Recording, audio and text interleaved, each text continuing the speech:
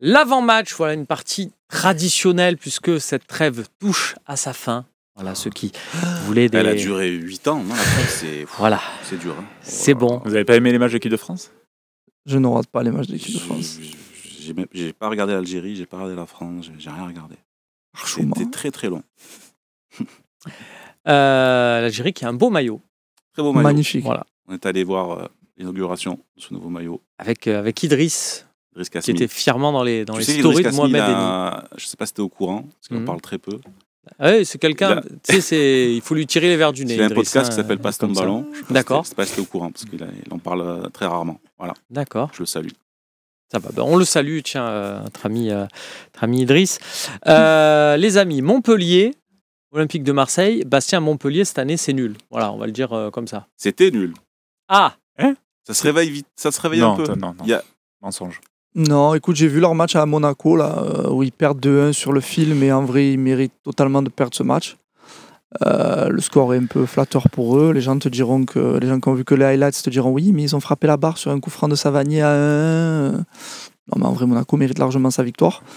C'est une équipe qui est dans le doute. C'est une équipe qui a failli perdre son coach il y a 2 journées de ça, lorsqu'ils gagnent leur seule victoire, je crois, à domicile contre Auxerre. Il est pas non plus. Non, il est sur un siège éjectable, mais je veux dire, voilà. là, c'était vraiment le match.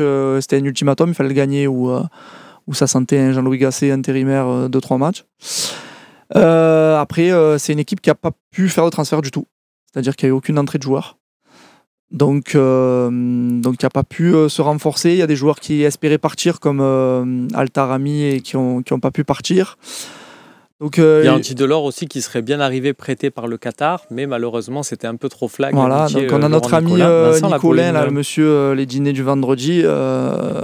Tu zappes un dîner du vendredi pour t'abonner à DAZN, qui est un peu dans le dur actuellement. Mais c'est une équipe qui va faire comme Angers, c'est-à-dire qui va se mettre en bloc bas, qui va nous laisser développer notre jeu en espérant que ce soit aussi stérile que face à Angers, et qui va compter sur un coup de pied arrêté de Savanier, sur une accélération de Tanguy Koulibaly ou d'un autre, un joueur qui peut être dans un grand soir parce que c'est l'OM, parce que c'est le dimanche soir. Ils ont un Nyangzu, non, au milieu, qui est pas mal, un jeune... Écoute, au milieu qui est pas mal, qui rentre en tant que... Il y a Fayad qui est très moyen contre nous, à chaque fois il est très fort aussi, qui risque de jouer. Mais voilà, donc, c'est un match que logiquement, si tu es une équipe, on va dire, confirmée, qui a confiance en tes capacités, que tu dois cocher 3 points. Sauf que les 2 derniers résultats de l'OM te mettent un peu face au pied du mur. Oui, si on va revoir l'équipe de Montpellier. Qui ça fait un peu chier. Dis-nous ce que tu en penses, mais on va avoir une équipe assez faible, parce que Sako, c'est Falaï Sako. J'étais en train de, justement, elle passait pendant que Bastien était en train de parler. Ouais, le fils de Bill Château, c'est pas Mincarelli, bon. ça vient de chez nous. C'est pas bon formé du à la tout. Aixoise. Le meilleur joueur, c'est Joris Chotard. Et je crois que Touré, c'est le Birama Touré, hein, c'est pas Yaya. Voilà, tout ça pour dire... Kazri, Savanier, je pense qu'à eux deux, ils ont largement leurs annuités. Kazri, sincèrement, si Kazri nous sort un match de l'époque où il mettait à chaque fois un but contre l'OM, sur le joueur que je vois actuellement, il faut soumettre à la science ce qui se passe face à l'OM. Parce que là, il est catastrophique. Bah, écoute, on a une capacité à faire... Mais voilà ce que j'allais dire. On a réussi à rendre Ibrahim Agnan dangereux. Alors qu'on l'a vu quand même, il a des pains au chocolat à la place des pieds. Les contrôles, il partait à 8 mètres, mais Balerdi, il était tellement dans un engagement excessif qu'il venait en retard, il faisait n'importe quoi. L'autre, il faisait des contrôles, il partait à 20 mètres, il arrivait à récupérer le ballon. À faire remonter toute l'équipe d'Angers. Donc après, si on a la défense qui fait n'importe quoi comme elle fait depuis le début de la saison, et si on a un Roberto De Zerbi qui continue à nous mettre le défenseur central, arrière gauche, le milieu qui est censé faire ta plaque tournante, il te le met défenseur central. Ah mais tu n'es pas patient toi aussi. Non, mais après voilà, c'est l'histoire de contre ces équipes-là, tu peux pas te permettre de perdre un point. En fait, ce qui serait bien, c'est comme contre Angers, c'est de marquer vite. C'est ce qui t'est arrivé à Brest et comme par hasard le scénario était favorable. Il faut marquer vite dans ces matchs-là. Binou OM qui me dit c'est Rabi Nzigula. Merci Binou. Ouais, Nzigula. Voilà, Rabi Nzigula au milieu que j'avais trouvé intéressant mais sur son début de saison. Et puis il y a Alex Le Minceur qui nous dit vous disiez la même chose sur Angers, qu'ils étaient faibles. Oui, et on a vu que Angers était faible au Vélodrome, Samir. Donc qu'est-ce qu'on se fait? On se dit quoi là? On a peur? Est-ce qu'on a peur, Samir?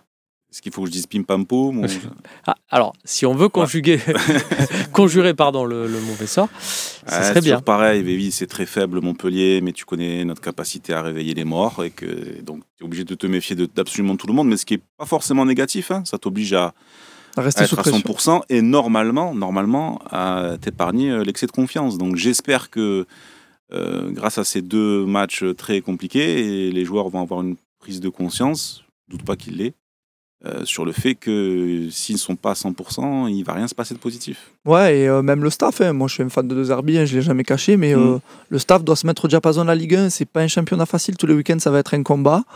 Et il faut le faire rentrer dans la tête de tes joueurs. C'est ça fait partie du métier d'entraîneur. C'est pas que de la tactique et de la technique, c'est aussi rentrer dans la tête de tes joueurs, leur faire bien comprendre que c'est comme ça que ça va fonctionner.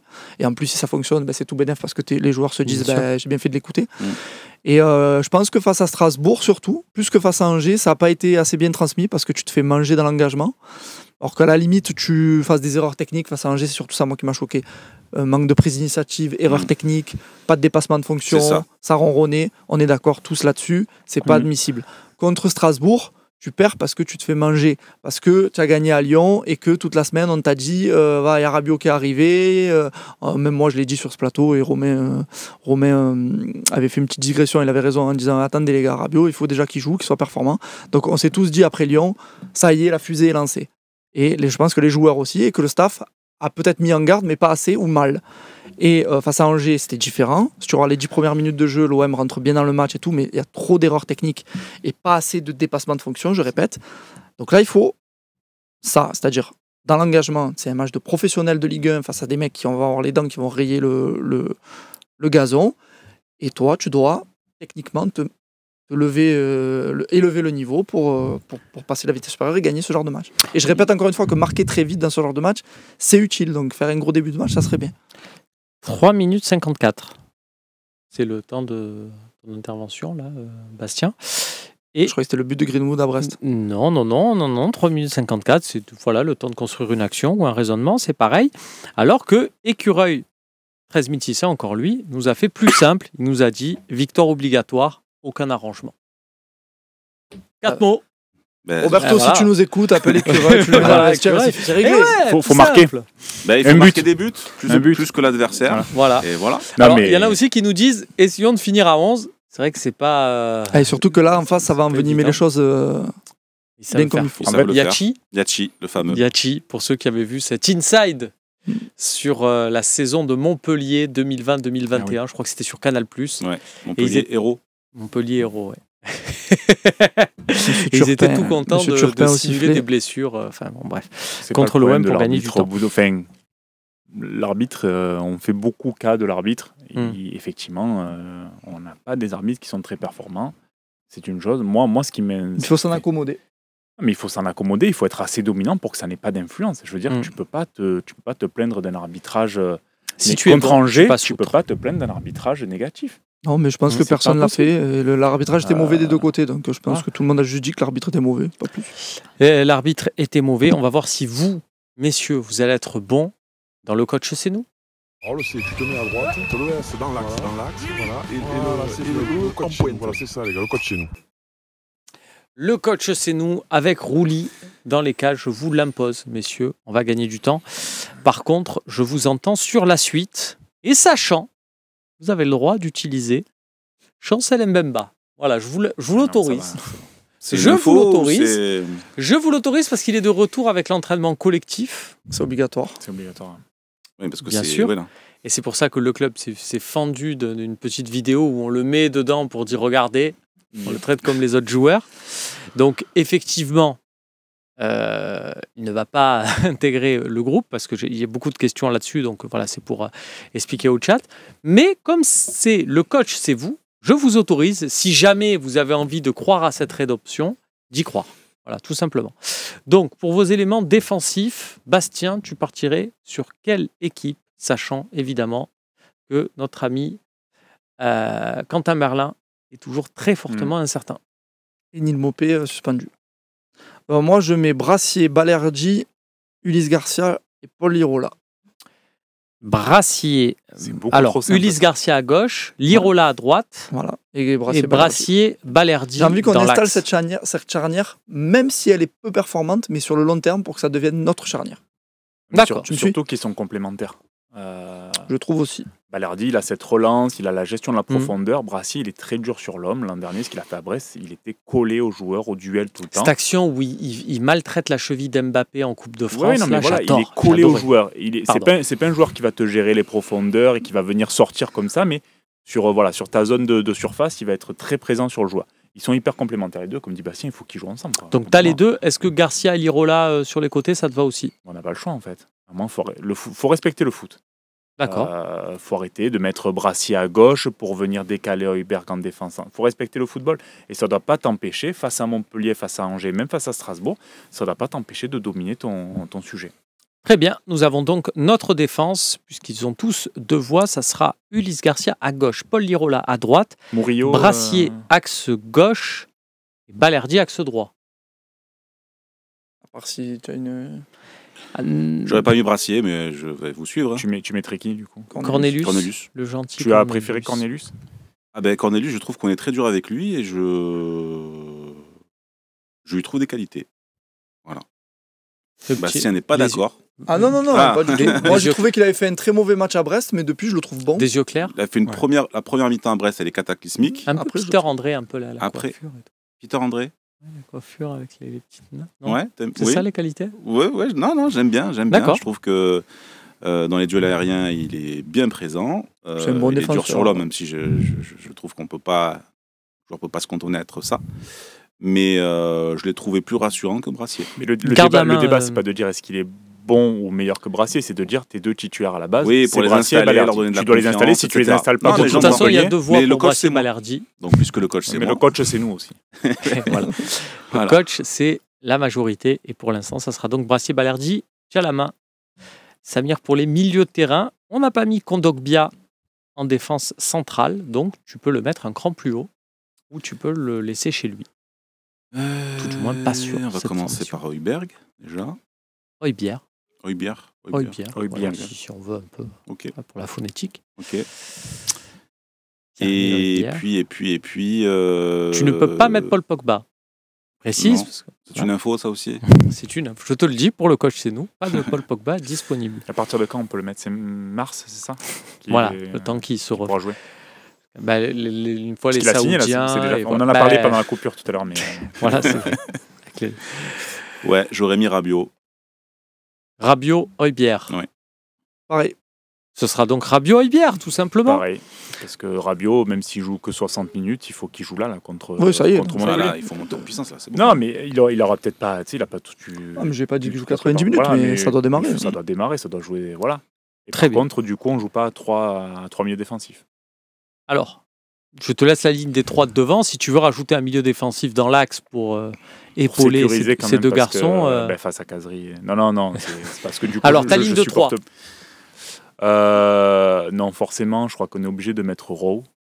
Maintenant, Rowe, Greenwood sur les côtés. En 10, je crois qu'on a pas le choix. Plus trop le choix. J'ai presque envie de dire Daryl Bacola, c'est ça? C'est ça, Enzo Sternal. Non, on va être obligé de mettre Amine, hein, mais va falloir qu'il apprenne à lâcher le ballon dans le bon tempo, quoi, et je pense qu'à 28 ans, c'est un peu tard. C'est même pas ça, moi, que je... Et devant, de toute façon, il n'y a pas le choix non plus. Non, hein. Eli Wahi. Donc, Eli. Eli Wahi, ce qui laisse comme possibilité Luis Enrique, notamment sur le banc. En seule possibilité, même, offensive. En dehors de... Bastien, je suis Brice. Et pour Amin Harit, moi, c'est même pas la capacité à lâcher le ballon, parce que cette année, quand il y a le ballon, il fait du Harit, mais parfois il fait des bonnes choses. Mais c'est surtout que contre Reims, en fait, en deuxième mi-temps, tu as le coach de Reims, il a dit bon, toi, tu viens, tu te mets en individuel sur Harit. Depuis, il n'existe plus. Le gars c'est-à-dire le joueur de Reims est resté sur Amin Harit tous les matchs. Non, mais c'est-à-dire que moi j'ai joué au foot un petit peu, bon, modestement, mais quand j'avais un coach qui en face voyait qu'un de nos joueurs était pris en individuel, il dit tout simplement tu fais des choses, tu dézones, tu fais des changements de rythme, tu utilises tes bras, tu fais des choses du foot, quoi, tu vois. Harit, à Strasbourg, il a été pris en individuel. Il a dit à Doucouré fais un footing avec moi. Doucouré, il a dit, il n'y a pas de souci, je peux en faire 10, même si tu veux, de 80 minutes. Et il a couru sur le même rythme tout le match. Il a touché 3 ballons, les 3 ballons, il s'est fait manger. Donc juste, j'ai envie de lui dire, mon coco, ta blessure, ça y est, derrière toi, ça fait 2 ans. Fais-toi violence un peu, Amine. Hein, là, tu as un boulevard en tant que numéro 10 à venir jusqu'au 1er janvier. Fais-toi violence. Après, il a toujours joué comme ça. Hein. C'est pas un joueur avec un gros rythme. C'est pas alors, il va falloir envisager. Tu vois, là où je suis pas d'accord avec toi, c'est qu'il y a des options, notamment Greenwood en numéro 10, notamment Luis Enrique en numéro 10. Il va falloir envisager d'autres options si vraiment sur ce match-là, il ne montre pas. C'est peut-être l'option de jouer avec... mais pourtant, tu nous as mis Aminarit. Mais j'aime bien Aminarit parce que pour moi, c'est... Voilà, autant sur l'équipe, il y a de la patience, autant sur lui, là, c'est le match ou jamais. Mon cher Samir. Oui. Pas le choix. Je vois pas qui tu peux mettre... Après, Ro, je sais pas, en vérité. J'aime bien ses rentrées. Est-ce que d'entrée de match, je sais pas. Je pense que c'est impossible qu'il tienne 90 minutes parce que sur ces 45 minutes face à Angers, au bout de 20 déjà, du coup, vous gardez Luis Enrique sur le banc pour éventuellement le suppléer. Ça sera donc cette équipe qui s'affiche. C'est que je préfère m'en remettre si ça se passe mal à Ro qu'à Luis Enrique. Je peux comprendre. Mais il n'y a pas de raison que ça se passe mal contre. Au bout d'un moment, il faut arrêter d'avoir cette approche-là face à Montpellier, face à Angers. Ouais, mais je suis d'accord avec toi. Mais et en vrai de vrai, quand Koné il revient, on change ce système, on passe en 4-3-3. Voilà. Pointe basse, Højbjerg. Oui, Koné, Rabiot. J'allais dire Baki Koné. Ismaël Koné qui est encore blessé. Après, ces joueurs-là, que ce soit Ro, Greenwood et Luis Enrique, ils te permettent de jouer différemment devant. Hein. Tu n'es pas obligé de rester comme ça avec un 10, 2 ailiers. Tu peux passer aussi avec 2 attaquants. Avec un Kondogbia et tu peux avec un faux 9, ce que tu veux. Tu n'es pas obligé d'avoir du 10 forcément. Tu peux avoir Højbjerg et Rabiot, ils ont des pieds. Ils peuvent quand même faire et en vrai de vrai, Ro, Greenwood, Wai, ça doit prendre le dessus sur Falaï Sarko, Enzo Chato, Minkarelli, je t'embrasse, tu viens de chez nous, mais voilà, ça doit prendre le dessus. Désolé. Totalement. C'est ce qu'on verra, on l'espère, dimanche soir sur la pelouse de la Mosson. Nous, en attendant, on va passer aux questions-réponses.